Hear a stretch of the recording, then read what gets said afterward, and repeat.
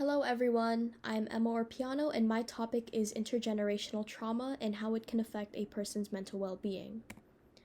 I first want to open up this presentation by asking you all what are some behaviors that you may have gotten from your parents? I'll give you all some time to reflect.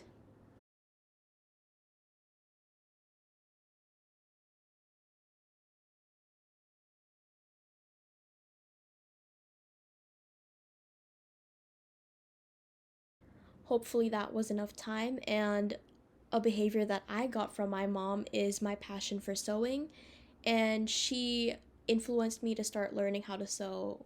And it was more so her influence that led to me being more passionate for sewing rather than her sewing skills being inherited down to me.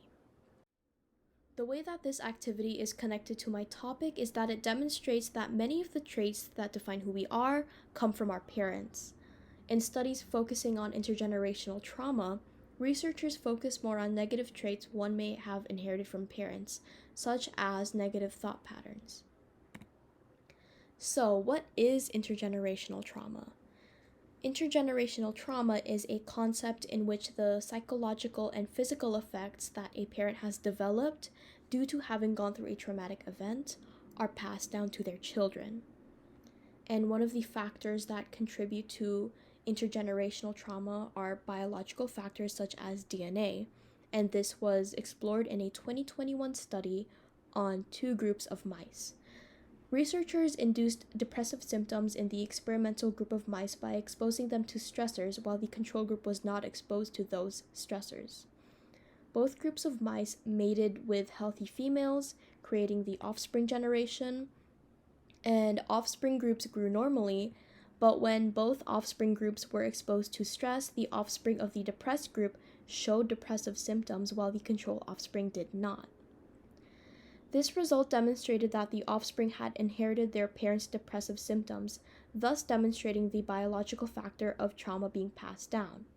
However, the depressive symptoms started to show once the offspring was exposed to stress, which can be considered an environmental factor. More findings that this study found was that changes occurred in the parents' DNA due to the environmental stressors. These DNA changes were then passed down to their offspring through gamete cells, like sperm and egg, during the fertilization process. This process may have been why the depressive symptoms were expressed in the offspring generation. These results have also been found in humans. One particular study focused on a group of pregnant women who experienced the ending of the apartheid in South Africa. This study found that prenatal stress is associated with vulnerability to the adverse psychological impacts of future stressors during late adolescence and young adulthood, according to this study done by Kim and these other researchers done in 2023. And the way that I interpreted this is that if a mother was exposed to prenatal stress, their offspring are more prone to developing psychological disorders later on in their lives. Studies have also shown that the effects of acculturative stress and racial discrimination can be passed down to future generations. To give context, acculturative stress is stress that one feels when having to adjust into the dominant culture of the country that they migrated to. The study found that maternal experiences of acculturative stress and everyday discrimination, which was assessed prenatally, predicted infants' greater negative emotionality at 12 months of age, according to Liu and other researchers who had done this 2022 study. The main idea that I got from these studies is that these studies show that there are biological factors that lead to intergenerational trauma being passed down. However, the effects of it start to show when the offspring experience stressful events, which are the contributing environmental factors. Stigma surrounding mental health can aggravate the effects of intergenerational trauma. A 2021 study explores how stigma affects Bosnian refugee youth in St. Louis from utilizing mental health services. And they found that one of the reasons younger people in this community would not seek help was parents were resistant to letting them utilize mental health treatment. And according to this Same study done by Karamihik Muratovic and Doherty in 2022. Other factors that acted as barriers from receiving mental health services are limited availability of bicultural mental health professionals.